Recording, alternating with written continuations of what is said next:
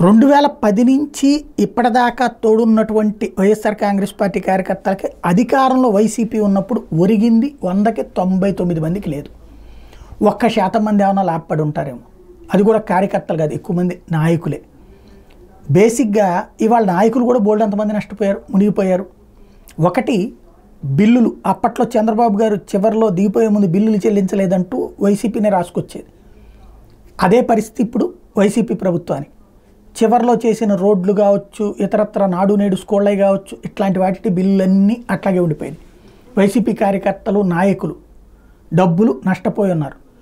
బెట్టింగుల కారణంగా మునిగిపోయినటువంటి వాళ్ళు ఉన్నారు. రెండో పక్కన గ్రౌండ్ లెవెల్లో జరుగుతున్న దాడుల సందర్భంలో పార్టీ తరపున మనుషులు తోడు రాకపోవడం వల్ల వెలవెల్లాడుతున్న వాళ్ళు ఉన్నారు. టోటల్గా వైఎస్ఆర్ కాంగ్రెస్ పార్టీ క్యాడర్ అయితే కకావికలమైపోయింది. వాళ్ళని కలిపే నాయకత్వం లేదు. గ్రౌండ్ లెవెల్లో ఉన్నటువంటి ఎవరైతే ఓడిన ఎమ్మెల్యే అభ్యర్థులు తమ భవిష్యత్తు ఏంటి అన్నది ఎవరి కాళ్ళు భయంతో ఉన్నారు. ఇప్పుడే క్యాడర్కి భరోసా నిలబడే ప్రయత్నం చేయట్లేదు.